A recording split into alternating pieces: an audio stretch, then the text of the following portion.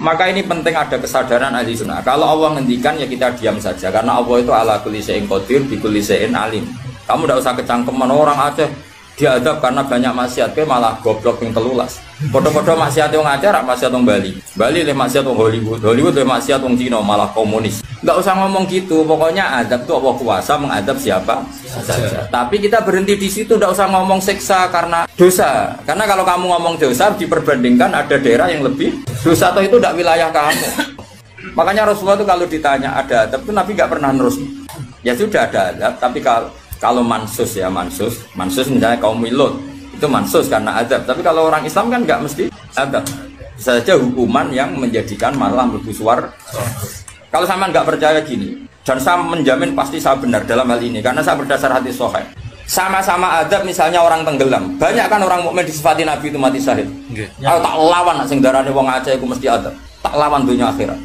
Selain wong sombong berarti tak maca hadis. Lho coba Nabi beberapa kali ngendikan umatku sing syahid itu sekian-sekian termasuk sing mata hori kon sing mati tenggelam coba. Artinya ada bentuk gharik yang justru syahid. Kecangkeman dura tahu ngaji kecangkeman. Oh tak lawan dunia akhirat. Karena sok sucinya.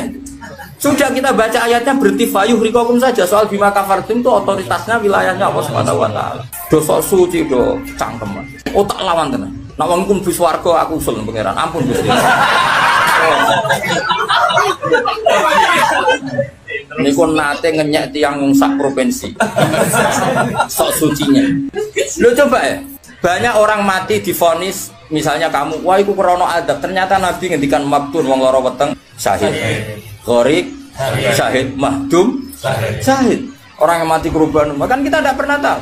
Ya sudah bodoh-bodoh tidak pernah tahu, pakai yang husnul khotimah saja, pakai yang husnudzon saja. Saya ulang lagi ini penting saya utarakan. Jadi Allah saja yang Tuhan ngendikan itu potensi. Saya pastikan lah.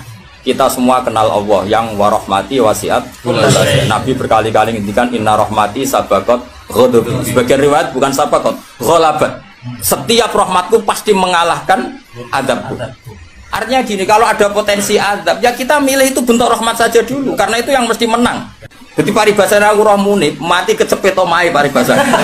Utawa mati tiba ning WC. Misal aku tetep darani syahid, kategorine mahdum. Enggak apa-apa. Karena menduga rahmat itu lebih gampang karena Allah jelas ngendikan hadis qudsi inna rahmati ghalabat ghadabi. Berarti gamane pola semua itu lebih baik kamu tafsirkan sebagai rahmat. Nah, kecuali ada sharihul ayat yang mengatakan itu adab, tapi mana ada sekarang udah ada nabi. Misalnya kaum Lut kan Allah jelas-jelas ngendikan itu karena adab, ya sudah kita ikut mengatakan adab. Tapi kalau yang orang Aceh, orang mana-mana kan enggak ada ayatnya. Jelas ya? Iya. Mulane sing apik itu ngaji sing tenanan. Loh kalau kaum Lut kan binasillah misalnya hijarah kada wa kada terus Allah ngendikan karena adab. Ya sudah kita ikut tentang kaumnya Nabi Lut. Tapi sekarang nyuwun sewu misalnya ada orang punya penyakit homoseks, kemudian dia kena adab. Ya sudah itu sanksinya Allah. Bisa saja adab ini kalau dia mukmin kafaroh betul. Memang ya adab tapi oleh Allah dihitung kafaroh dan itu hadis sahih. Tidak ada seorang mukmin yang punya dosa kecuali nanti dia kena masalah, nanti kena riu atau kesandung dari Nabi dan itu nanti jadi kafarnya. Jadi saya pastikan fayuhrikokum bima kafartum itu untuk konteks orang mukmin kamu baca separuh saja sudah Allah itu mampu menenggelamkan kalian. Tapi khusus orang mukmin khitabnya jangan bima kafartum kan kita tidak kafir. Loh kalau Allah kan maha tahu sehingga Allah berhak dong ngendikan bima kafartum mergo kowe kafir. Kita kan tidak tahu apalagi darinya dia mukmin kan ayat itu tidak kena. Ayat itu kan pada orang kafir bima kafartum ayatil kowe bima amantum. Boyo mikir, ngene yo, seudon ora usah dilembagakno, seudon. Lah wong seudon kok dalil. Ijo ana panggunge lho. Wong seudon siri wae elek, men seudon kok dikai panggung. Ajak-ajak bisa. Lha seudon kok dilembagakno. Tak lawan yakin dunia. Bahaya itu bahaya sekali, ora terima bahaya sekali. Ya saya ulang lagi ya. Jadi kata qadir itu potensi. Enggak mesti terjadi karena kita tahu warahmati wasatul. Inna rahmati sabaqat ghadabi wa firatin ghalabat. Jadi kalau ada fenomena tak pilih dulu itu rahmat, terutama kalau pada orang mukmin. Mulane ngaji to, pun nanganut kula. Fayukhriqakum bima kafartum. Sing berhak ngendikan bima kafartum iki sapa arah pengira. Wong yang terjadi di Indonesia udah do mukmin, mana mungkin kita teruskan bima kafartum. Rungokno tobat wong-wong. Amal Nabawi anut Sayyidina Ali. Jadi Sayyidina Ali, aku sebenarnya ketemu pangeran pertama, ngelapor wong sing masalah mbak aku. Ana awwalu man yatsu baina yadir rahmanil khusuma. Aku wong pertama sungkeman yang pangeran. Iku apa konfirmasi, musuh aku bener di. Aku sih yakin ngono. Aku sebenarnya ngono. Ulama dilawan bal ngenyek wong. Tapi kalau Allah ngendikan adab itu mau ngendikan potensi. Jong nak kelakuan ngene, aku iku kuwasa mendatangkan siksa. Kuwasa itu kan belum eksekusi kan? Bisa iya, bisa tidak. Maka ya sudah itu potensi. Maka kalau ada orang mukmin ngalami apa-apa, itu sebagai ada banyak potensi. Yang mesti terjadi hubungan manusia dengan Allah itu rahmat. Wawas ya orang. Terus akhirnya murid kula nak di keyakinan tidak seperti saya tak lawan.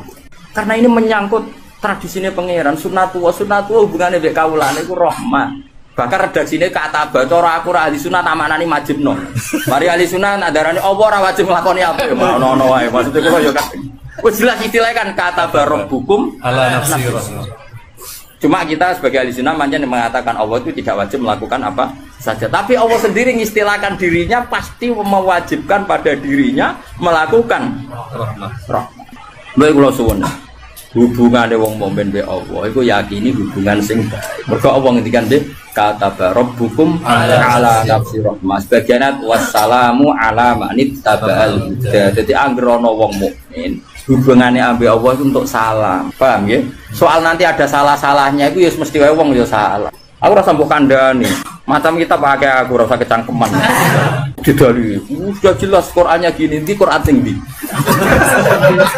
Wah, saya pernah melihat ada kitab judulnya welali, aku isinya loh ini. Tak ulang lagi, saya tidak bosan karena kita ini nusrotan li ummati Rasulillah sallallahu alaihi wasallam. Kita akan bela mati-matian umatnya Kanjeng Nabi. Nah, kan umatnya Nabi iman be Kanjeng Nabi wis salat, wis maca sholawat. Zaman akhir koyo ngene rusak ibadah. Mbok tuduh nak kena adab. Ayo sakit. Wis tak nak kena sanksi koyo Kanjeng Nabi lho nak ngendikan niku.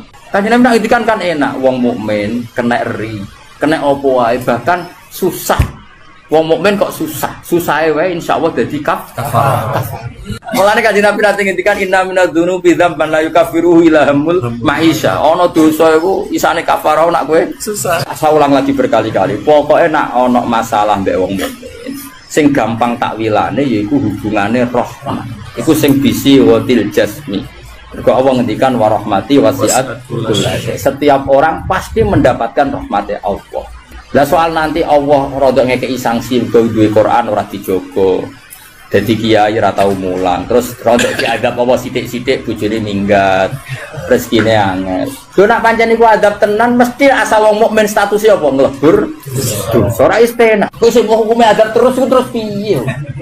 Dadi anggap ae dikopiok ngono lho maksudnya.